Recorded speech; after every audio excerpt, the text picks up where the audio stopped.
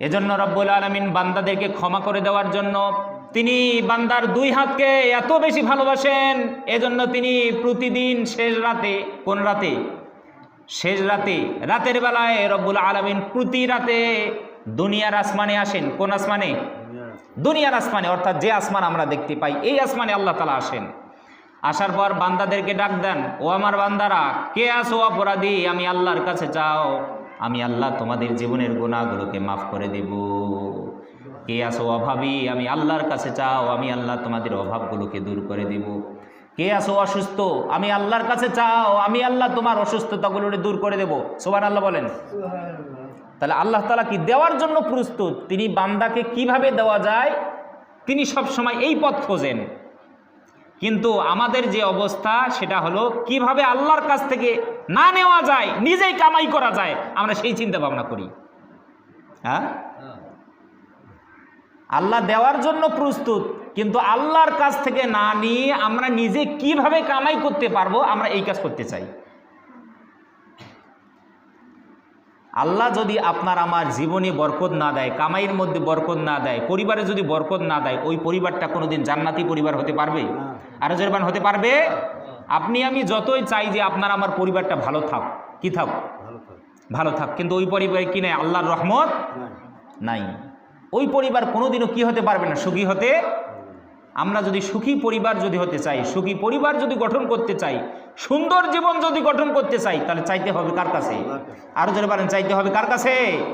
আল্লাহ তাআলার কাছে।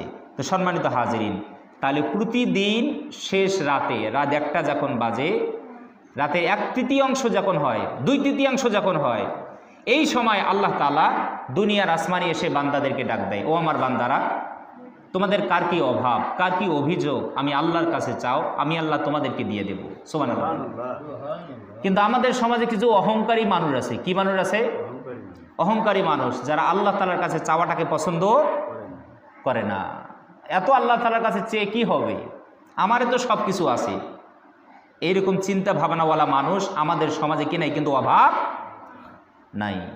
এই কথাটাও রব্বুল আলামিন বললেন, ইন্নাল্লাযীনা ইয়াস্তাকবিরুনা আন ইবাদাতিহি সায়াদখুলুনা জাহান্নামা দাখিরিন। জোরে বলেন নাউযু বিল্লাহ। রব্বুল আলামিন বললেন, যারা অহংকার বশত আমার ইবাদত থেকে যারা মুখ ফিরিয়ে নিবে, আল্লাহ তাআলা বললেন সায়াদখুলুনা জাহান্নামা দাখিরিন, অচিরেই আমি আল্লাহ ওই মানুষগুলোকে জাহান্নামে প্রবেশ করাবো। নাউযু বিল্লাহ। তো আসতে, হ্যাঁ, তাহলে যে মানুষগুলো অহংকার বশত, কি বশত?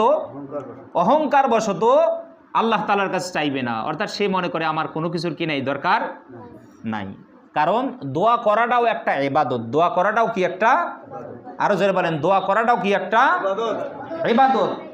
এই ইবাদত থেকে যারা মুখ ফিরিয়ে যারা নিবে, যারা মনে করবে আল্লাহ তাআলার কাছে চাওয়ার কি নাই, আমার কোনো দরকার নাই, রব্বুল আলামিন বললেন সায়াদখুলুনা জাহান্নামা দাখিরিন, যারা অহংকার বশত আমি আল্লাহর কাছে যারা চাইবে না, আমি আল্লাহ তাদেরকে জাহান্নামে প্রবেশ করাবো।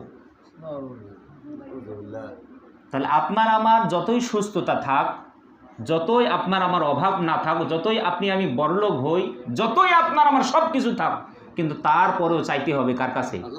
আরো জয়বান, চাইতে হবে কার কাছে?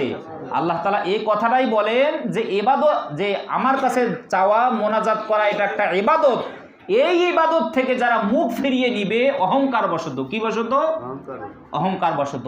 কারণ আল্লাহ তাআলা বললেন আল্লাহুস সমাদ, আল্লাহ হলেন অমুকাফিক্কি। আল্লাহ কি? মানে তাকে কারো কাছে চাওয়া। আরো জোরে বলেন, আল্লাহ কি কারো কাছে চাওয়া? কিন্তু আপনার আমার চাওয়া লাগে কি লাগে না? আজ লাগবে না আপনাকে, কালকে চাওয়া লাগবে, কালকে লাগবে না আপনাকে, পরশুদিন চাওয়াই লাগবে। এজন্য আল্লাহ তাআলা বললেন আমি শুধু হলাম অমুকাফিক্কি, কিন্তু দুনিয়াতে যত সৃষ্টি আছে সবগুলো চায় কার কাছে? কিন্তু আপনি আমি যদি আল্লাহর কাছে না চাই, তাহলে আল্লাহ তাআলা বললেন যারা আমার কাছে যারা চাইবে না, আমার কাছে যারা ছোট হবে না, আমি আল্লাহর কাছে যারা নত হবে না, আমি আল্লাহর কাছে যারা ভিক্ষুক হবে না, এদের জন্য আমি আল্লাহ স্থানটা কোথায় রেখেছি? কারণ জাহান্নামী যারা অহংকারী হবে এরা কখনো আল্লাহর ওই জান্নাতে যেতে। বিশ্বনবী সাল্লাল্লাহু আলাইহি ওয়াসাল্লাম বলেছেন, যার অন্তরে সরিষা দানা পরিমাণ পর্যন্ত অহংকার থাকবে, এই মানুষটার জন্য জান্নাত হারাম করে দিয়েছেন কে? আরো জোরে বলেন, এর জন্য জান্নাত হারাম করে দিয়েছেন কে? আল্লাহ তাআলা। তো এই দোয়া বা মোনাজাত যদি আমরা করি, এটা কবুল হওয়ার কিছু শর্ত আছে। কি আছে? আরো যারা বলেন কি আছে? শর্ত আছে। শুধু দোয়া করলেই হবে না, চাইলেই হবে না যে আল্লাহ আমার একটা সুন্দরী একটা বউ দাও, আল্লাহ আমার ভালো একটা চাকরি দাও, আল্লাহ আমার সুন্দর একটা জীবন দান করো, আল্লাহ আমার ভালো একটা গাড়ির ব্যবস্থা করে দাও, আল্লাহ আমার ভালো একটা বাড়ির ব্যবস্থা করে দাও। বিশ্বনবী সাল্লাল্লাহু আলাইহি ওয়াসাল্লাম বললেন, যার তিনটা জিনিস আছে ওই মানুষটা দুনিয়াতে সব থেকে বেশি সুখী মানুষ। কি মানুষ? আরো যারা বলেন কি মানুষ?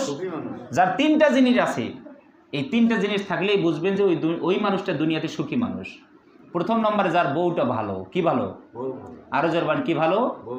বউ ভালো, এমন ভালো যে কাগজের মতো সাদা কিন্তু ভিতরে কি নাই, হ্যাঁ ভিতরটা নষ্ট, ভিতরটা কি কালো হোক কিন্তু বউটা কি হোক, চরিত্রের দিক দিয়ে বউটা যেন কি হয়, ভালো হয়। অনেকেরই বউ আছে এত সুন্দর, বউয়ের সৌন্দর্যের প্রেমে মুগ্ধ হয়ে বিয়ে করার পর দেখা যায় যে মা বাবার নিয়ে আর খাইতে পারে না, সমাজের সাথে আর মিশতে পারে না। বল তোমার এই গ্রামে আমি থাকবো, এখানে আমি থাকতে পারবো না, আমার নিয়ে কোথায় চলো। তো বিশ্বনবী সাল্লাল্লাহু আলাইহি ওয়াসাল্লাম বললেন, যার বউটা যার ভালো, কি ভালো? বউটা ভালো, ওই মানুষটা দুনিয়াতে সব থেকে বেশি খুশি। দ্বিতীয় নম্বরে যার ভালো একটা গাড়ি আছে। কি আছে? যার ভালো একটা যানবাহন আছে, ওই মানুষটা সব থেকে বেশি খুশি, সুখী মানুষ। 3 নম্বরে যার ভালো একটা বাড়ি আছে। কি আছে? ভালো একটা বাড়ি আছে, মানে 10 তলা 15 তলা 20 তলা এরকম বাড়ি কিন্তু নয়। আপনার বাড়িটা ভাঙ্গাচুরা হোক কিন্তু সেটাতে যেন পর্দার ব্যবস্থা থাকে। কিসের ব্যবস্থা? আরো যারা বলেন কিসের ব্যবস্থা? পর্দার ব্যবস্থা। আপনার মা বাবায় পর্দা থাকবে, আপনার স্ত্রী পর্দায় থাকবে, আপনার বোন পর্দায় থাকবে। এই বাড়িটাকে বলা হয়েছে ভালো বাড়ি। মানে আপনার বাড়িতে 20 তলা বিল্ডিং, এটাকে ভালো বাড়ি বলা হয় নাই। ভালো বাড়ি ওইটা যে বাড়ির মধ্যে কি থাকবে, পর্দার ব্যবস্থা থাকবে। তো সম্মানিত ভাইগণ বন্ধুগণ আমার,